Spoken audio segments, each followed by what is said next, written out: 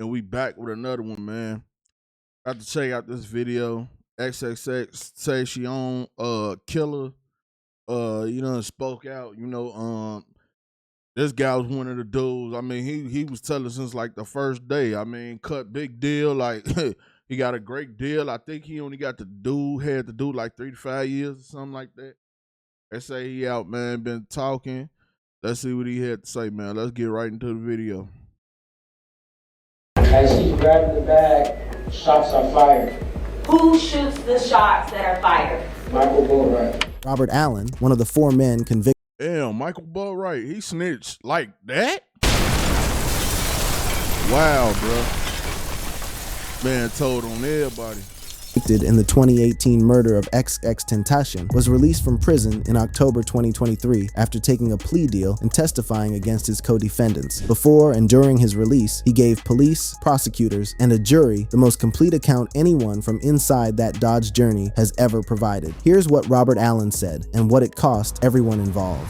The robbery.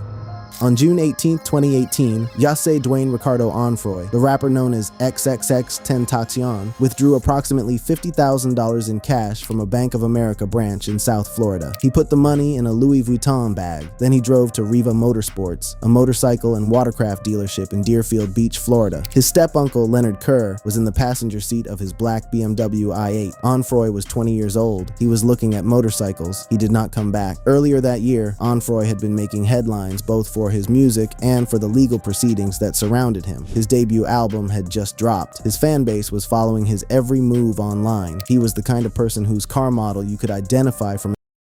And it's crazy, man. I remember like when he first came out, like his fan base just ballooned like crazy. Like he was still here, man. Shorty would have been big. I don't think he would have fell off like Lil Pump and all the rest of them dudes like that, but he was on top. He was doing this thing.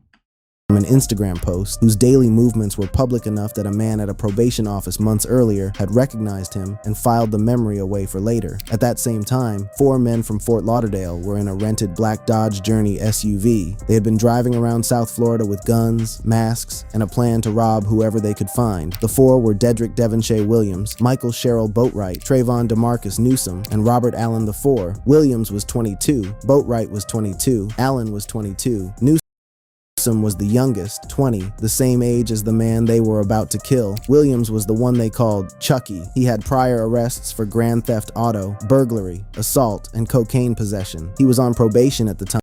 Yeah, he looked like he was guilty. They was gonna slam him off top anyway. And worked as a tattoo artist. He had 4 children. He was also the one driving the SUV that day, and the one who recognized the BMW i8 in the Riva parking lot. He had seen Onfroy before, at a probation office, and recognized his car from Instagram. Williams pointed it out to the group. He pulled up Onfroy's Instagram on his phone and matched the car in the photo to the car in the lot. He had an exit pass. That was how the group confirmed their target before anyone got out of the car. The vehicle they were driving had been rented. Yeah, I better stop. And I ain't gonna lie, to this day, you still see people on Instagram showing their cars, showing their money, all that, man. Y'all better chill. The day before. It was Dietrich Williams' idea to get a car for robbing people. They used a woman named Tony Robinson because Allen was the only one with a valid driver's license and needed to be the one to drive. So tell us about that. Whose idea was it to rent the vehicle? Dietrich. You have to speak up nice and loud. Dietrich. The plan, as Allen would later testify. I ain't gonna try to say the name all low like he ain't already been snitched with Dietrich. No, nigga, say it with your chest, nigga. You tell it now. You done told already. Dietrich. Yeah, there you go. Was general and unstructured. Drive around and rob someone with Ubers or anyone they spotted. They had not set out that morning to find XXXTentacion. They had set out to find anyone. All 4 of them expected to be armed with firearms. Everyone was supposed to wear a mask. Did at any point all 4 of you expect to be armed with a firearm? Yes. Okay.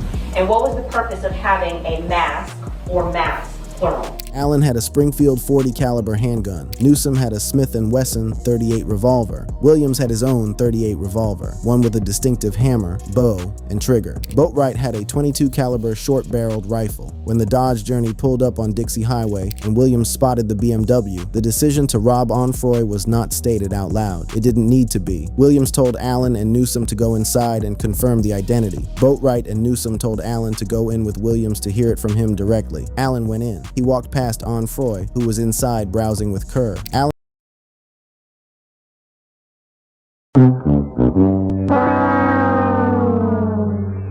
Look, we finna go in here and be on camera. And make sure, even though we outside and they ain't got us on the camera yet, but we finna go in the inside and make sure, we ain't gonna wear no mask, no nothing. Make sure they see our face and everything, because we gotta make sure it's him. These dudes don't be having no plan. Allen believed Onfroy didn't notice him. Williams bought 2 black neoprene masks at the counter while they were inside. They walked back out to the SUV. I think, if I'm not mistaken, all 3 of them have it. In the car, Allen said it was not a good idea. He told the group that he and Williams had already been captured on the store's surveillance. Boatwright and Newsom hesitated. Then Williams asked if they were scared. Boatwright said something to the effect of, "All right, we're gonna get him." Newsom agreed. Allen refused to get out. He was already on camera. Boatwright and Newsom put on masks and hoodies. Williams would stay at the wheel. The Dodge Journey moved across the So y'all put on a mask that y'all just bought from the shop, but y'all went in the shop with no mask on. Yeah, all of them deserve life. street and parked. They waited 8 minutes and 35 seconds. That wait was captured on surveillance video. At trial, the lead prosecutor, Pascal Achille, played the footage in silence for the jury for the full duration. 8 minutes and 35 seconds of stillness and waiting to show them what premeditation looks like in real time. When Onfroy and Kerr came out of the dealership and got into the BMW, Williams moved. He pulled the Dodge Journey forward and blocked the BMW's exit. Boatwright and Newsom got out fast. Boatwright came to the driver's side window with the rifle. Hereby Newsom do after he grabs the bag. He pointed it directly at Onfroy. Newsom came around to the same side, grabbing at Onfroy's gold chain. He couldn't get it off. Then ran around the car to the passenger side and entered the BMW. He grabbed the Louis Vuitton bag containing the $50,000. Kerr, in the passenger seat, was ordered to stay put. He ran instead down the road, away from the car. He survived. Newsom came back with the bag. The robbery was complete. As he grabbed the bag, shots are fired. Who shoots the shots that are fired? Michael Boatwright, Where does he shoot him from? What side of the car? driver. So if XXX is in the driver's seat and Michael Boatwright is in the driver's side, the shots are coming onto XXX's left side or right side? Which side? Yes. Then, 3 shots entered Onfroy's neck. 2 bullets remained inside his body, 1 fragmented. The gunshots clipped the upper lobe of his left lung and grazed his aorta. Onfroy was unarmed. He had not reached for anything. The bag was already gone when the shots were fired. He was pronounced dead at Broward Health North Hospital at 4:51 p.m. EDT. The 4 men fled in the Dodge Journey. They crashed it during the getaway and eventually made their way back to Allen's house on 17th Court. Williams caught an Uber separately. At the house, they opened the bag. Okay, so what was in the bag? Money. How much? 50,000. They split the cash into 4 piles. Williams, Boatwright, and Newsom each took. You ain't gonna give it to me like that. Then y'all took pictures with the money. I'm just lost for words, bro. Just Took $15,000. Allen, who had stayed in the car, received $5,000. Boatwright argued Allen hadn't participated enough to deserve an equal share. The guns left with Boatwright and Newsom, the Louis Vuitton bag, the bank slips, the key fob to Onfroy's car, all of it left with them. On the drive back from Riva, they had learned via their phones that Onfroy had died. Body was like in shock. Besides Chucky, he was not in shock. That's what I said. Chucky wasn't in shock. He didn't really care. That same day and the day after, the group's phones captured what came next. Cell phone videos posted. and see, this is another thing y'all need to learn. Just like how in a Young Dolph case, where they only paid Cornelius $800 or whatever, he said he got $800, and then he went up in there and he got on that stand and he told everything and he told on everybody. So stop going on licks with these people if you don't plan on giving them a cut of the money like you gonna have your cut of the money. Cause when they get caught, they will tell on you, just like dude doing right here. Posted to social media showed Williams, Boatwright, and Newsom fanning stacks of $100 bills, dancing and smiling hours after the shooting. Dedrick Williams was arrested 48 hours later during a traffic stop in Pompano Beach. He was wearing orange sandals and a white tank top, the same outfit visible in the Riva security footage. And in Florida, bro, what I keep telling y'all about them slides. Now, he had the nerve to have on some bright orange slides. You think we ain't gonna know that was you? And then you got the same, wait a minute. How do you take all that money and pop out with the same outfit on? Y'all ain't got no drip down there. So like, y'all don't get fresh and stuff like, what's going on down there? This was stupid. And you put on the same, you kept the same outfit on for 2-3 days after y'all robbed them, and you got $15,000.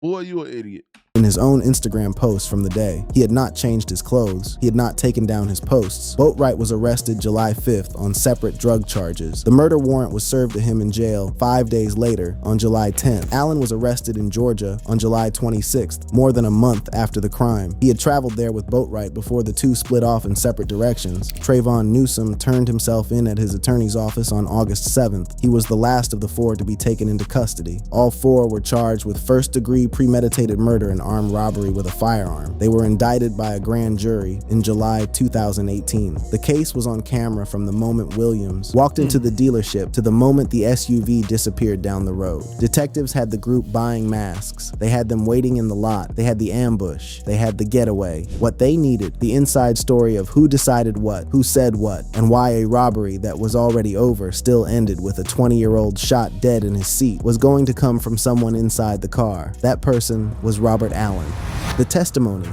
Robert Allen was, on paper, the least violent figure in that Dodge journey. He had stayed in the car. He had taken the smaller share of the money. He had even said, out loud before the robbery happened, that it was a bad idea. But he had also confirmed Onfroy's identity inside the store, helped plan the logistics of the vehicle rental, taken the $5,000, and said nothing to police for weeks. None of that made him innocent, and the prosecutors knew it. What it made him was useful, because the story he could tell, if he told it fully and truthfully, was exactly the kind of story that could seal 3 first-degree murder convictions. Getting him to tell it fully and truthfully was the work of a detective named John Curcio.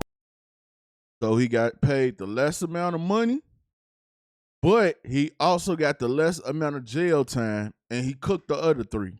Crazy. Who went by Mongo, and an interrogation room in Broward County that Allen would later describe as making his claustrophobia set in. The interrogation has since been posted online and circulated widely. It begins with the formalities of any recorded statement, a swear-in, introductions, the presence of Allen's attorney. Then Curcio, methodical and patient, starts from the beginning. The easiest way to start talking about the case you're under arrest for, which is XXX's case, let's talk about the car, the Dodge Journey. What follows over the next half hour is a slow excavation. Allen hedges at first, using I think and I guess when asked for specifics. Curcio calls him on it repeatedly. He points out that small lies make the big things hard to believe. He tells Allen that fingerprints are already on the car, that camera footage already puts him inside the Driftwood apartment complex getting into the journey, that Chucky, Williams, has already told a version of events. Bit by bit, Allen starts filling in the picture. He describes how Williams organized the rental, how Tony Robinson's name went on the app because the others couldn't. He describes arriving at Chucky's house before going to Riva, the group watching TV, the conversation about masks. He describes coming up Dixie Highway toward the dealership when Williams first spotted the BMW and said it was him. He describes being told to go inside and confirm it. All right, what kind of gun? They ain't even get him no food.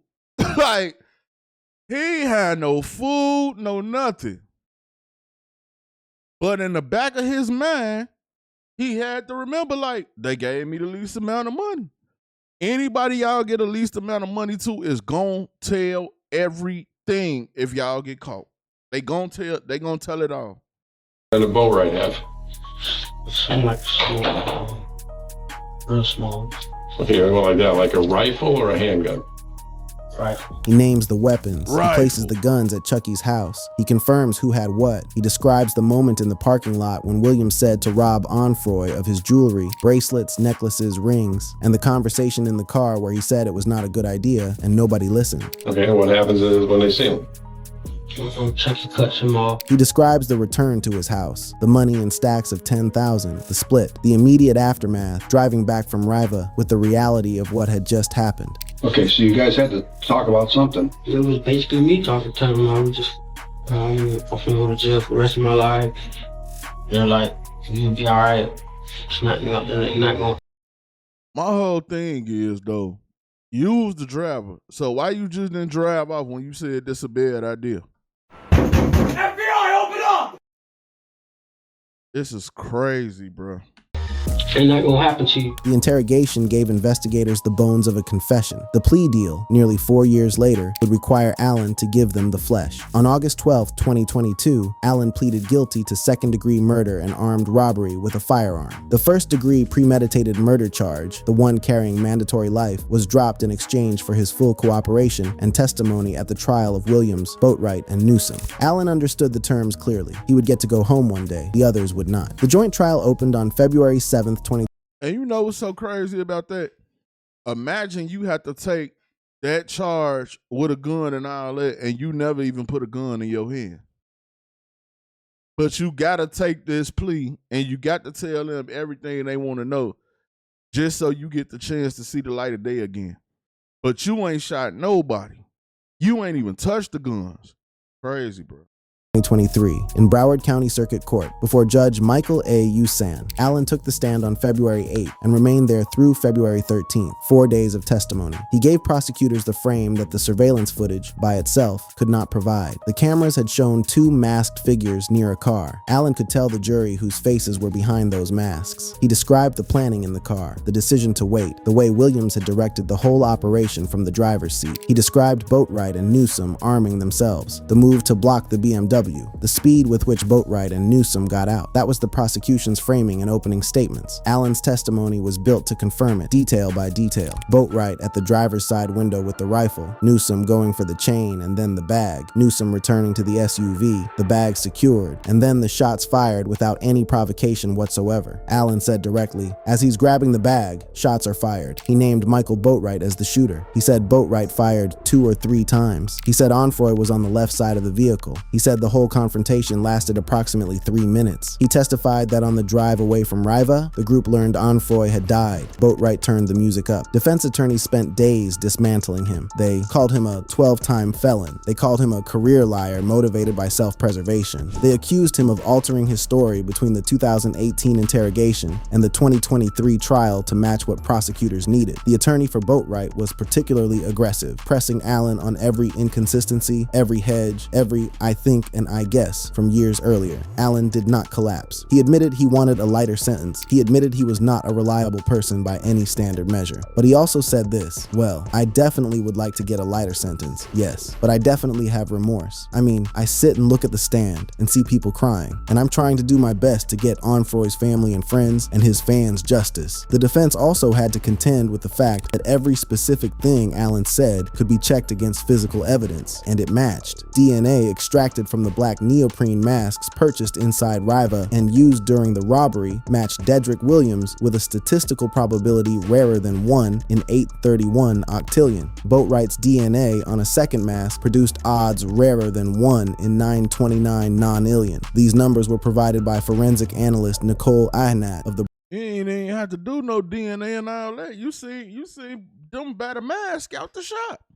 Broward County Crime Lab. Boatwright's phone had pinged at Riva at the exact time of the shooting. It had Bluetooth paired with the rented Dodge Journey. A box of .22 caliber bullets recovered from Boatwright's home was missing exactly 4 rounds, the same count as the shots fired at Onfroy. A separate .22 caliber bullet was found at Williams's home. Boatwright's fingerprints were recovered from the exterior driver's door of Onfroy's BMW. Boatwright's phone also showed he had searched both XXXTentacion and Accessory to Murder in the aftermath of the shooting. Williams's then-girlfriend, Tennelle Carter, testified independently. She told I know a bop was gonna come in somewhere. Bop it! You know she gonna tell it. The jury that Williams had confessed to her that he had orchestrated the robbery and murder, and that he had then tried to get her to sign a false affidavit. Let me tell y'all something right now. Stop trying to look cool for these females and tell y'all crimes. He put himself as the leader to her. Stop doing that. Because if y'all get into it or if they come pick her up, she's going to tell on you. It happens every single time. Claiming he was not the getaway driver. She refused. Meanwhile, in the holding cells during the trial, a Broward sheriff's deputy observed Trayvon Newsome yelling at Allen during transport, calling him a police a sellout, and accusing him of working with the white man. Allen testified about the intimidation attempt. It became one of the trial's most discussed moments. Defense teams tried to introduce a conspiracy theory involving rapper Drake, pointing to a years-old public feud between Drake and Onfroy. Yeah, they tried to blame Drake for killing X. Like, Drake ain't had nothing to do with this at all, bro. As a potential alternate motive. Investigators and witnesses dismissed it entirely. Allen stated explicitly that no one else was involved and that the crime was a spontaneous robbery with no external orchestration. During deliberations, jurors specifically requested access to nearly 1,200 text messages from the defendant's phones. They deliberated for more than 27 hours across 8 days, long enough that speculation about a hung jury began circulating online. Legal commentators pointed to the complexity of the case. 3 defendants, 3 separate attorneys, and a body of evidence so dense that jurors had to work through it one thread at a time. The near 1,200 texts alone represented hours of reading. The extended deliberations were not a sign of weakness in the prosecution's case. They were a sign that the jury took the responsibility seriously. Then, on March 20th, 2023, the jury returned to the courtroom. Guilty. All 3 defendants, all counts, first-degree murder, armed robbery with a firearm. No, you think? They knew they was guilty. The verdict was read. Michael Boatwright turned toward Onfroy's family in the gallery and blew a kiss. The release sentencing day was April 6th, 2023. What are you in there blowing kisses for? Boy, you finna do life. You ain't never getting out.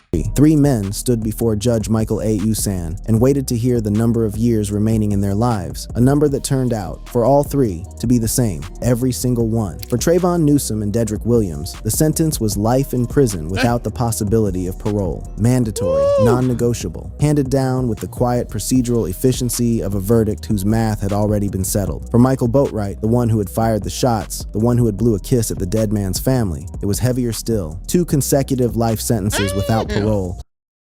They gave him lifetimes too. Oh, God, Jesus. All this blowing kisses and all that. I'm gonna give him life 2 times. Lord have mercy. Plus a consecutive 30 years. Judge Usan looked at Boatwright directly and said, "You turned a robbery into a murder. On that day when you stood there and fired that weapon, you didn't just end 1 life. You effectively ended 5 lives, including your own. You will spend the rest of your life in prison, in a cell that has a stainless steel slab attached to the wall. That's your bed. And next to it is a stainless steel sink and a stainless steel toilet. And one day, they'll come and open up that cell in the morning and you'll have passed on. And only on that day will you have served your sentence." Boatwright sat through it and showed nothing. 6 weeks later, on May 17th, 2023, Robert Allen stood in that same courtroom for his own sentencing. What the room heard from him was the thing the other 3 had never provided in any meaningful form: acknowledgement of what had been done, directed at the people it had been done to. He told the judge, "If I have to die in prison, then so be it. I know the risk I was taking. Let justice be served. Please forgive me." Judge Usan noted that Allen had shown what he described as genuine remorse, a quality conspicuously absent from the 3 men sentenced before him. The judge also cited the work Allen had done beyond this case. He had provided information that led to probable cause in an unrelated ZMF gang cold case murder, and He told, he gave them the 6ix9ine treatment. He done told on some other people too. Oh no. No fool. Just straight telling. Oh man. Woo, that boy dangerous. Prosecutors had told the court he had put his own life at risk by cooperating against gang affiliates. Onfroy's family had been consulted before the plea was finalized. They accepted the arrangement. Allen was sentenced to 7 years in prison, with credit for approximately 4 years, 9 months, and 20. They got life, Buddy that blew the kiss got double life. This man got 7 years and got credited for 4. Oh my God. 21 days already served in pretrial detention. The math left him with roughly 2 years to serve. In practice, the sentence had almost already been served. The time spent waiting for the trial to happen had counted as the sentence itself. On October 26, 2023, Robert Allen IV was released from prison. He walked out to 20 years of probation, a sealed home address, weekly phone check-ins with his probation officer, mandatory in-person meetings every 6 weeks, and a standing court order prohibiting any contact with Onfroy's family. He was not permitted to resurface publicly. He was not permitted to become a story. For a while, he didn't. The world, for the most part, moved on. Then came October 2024. From inside Martin Correctional Institution in Florida, where Boatwright was housed following his conviction, the shooter found a way to unlock his phone and access Instagram. What he posted was the same unguarded defiance he had shown in every other moment since the day he fired 3 shots into a 20-year-old's neck. "I'm not sorry for nothing I did." He added that he was not an evil person. The post spread immediately. Onfroy's mother publicly responded. Fans who had been following the case since 2018 saw it and remembered everything all over again. The clip circulated. Double life. I guess double life just wasn't enough. You went there on double life, still trying. You couldn't unlock your phone and Google, how could I possibly reduce a double life sentence? You decide, I'm going to unlock my phone, get on my Instagram account, and let everybody know I'm not sorry for what I did. On YouTube, TikTok, Twitter, and Instagram, reaching people who had never heard of Boatwright and people who had never forgotten him. The irony of the post, that the same man whose own phone had betrayed him through searches and location pings and Bluetooth connections to a getaway vehicle, was now once again using a phone to broadcast his state of mind from inside a prison, was not lost on anyone. 1 month later, Dedrick Williams made a different kind of move. In November 2024, his attorneys filed an appeal brief arguing that Drake, the Toronto rapper whose public feud with Onfroy had been extensively discussed during the original trial, should be reconsidered as an alternate suspect. The brief pointed to an Instagram post and cited the old enmity between the two artists as grounds for reasonable doubt. Drake had already been subpoenaed during the original trial. He had already been excused by the judge. Investigators had explicitly ruled out any celebrity involvement throughout the proceedings. Allen had stated under oath that no one outside the group was involved. The appeal produced no new evidence. As of early 2026, the convictions have not been overturned, and Williams remains at Wakulla Correctional Institution, serving life without parole. Boatwright's own direct appeal, filed as Michael Boatwright versus State of Florida, case number 4D-2023-0975, was denied by the Florida District Court of Appeal in 2025. The court rejected arguments about severance from co-defendants and challenges to the sufficiency of the evidence. The convictions stand. The sentences stand. Robert Allen, in the meantime, had been building something quieter. In September 2025, the court granted him permission to travel across the United States for work as a licensed CDL truck driver. His address remains sealed. His probation remains active. No violations have been reported. No new charges have been filed. He is somewhere on a road in the United States on probation until 2043. Man, this dude done told on them. They ain't give him no food. Caught 7, already had served a time for 4. Get out of jail. The man whole profile sealed. And he around America somewhere driving trucks. You know what? I don't blame him. I'd have told on them niggas too. Yeah, I'd have told on them niggas too. Yeah, the plan was stupid from the beginning anyway. And then y'all go through with the plan. The whole thing was stupid. And then at the same time, Buddy ain't changed his clothes for 3-4 days. Come on, man.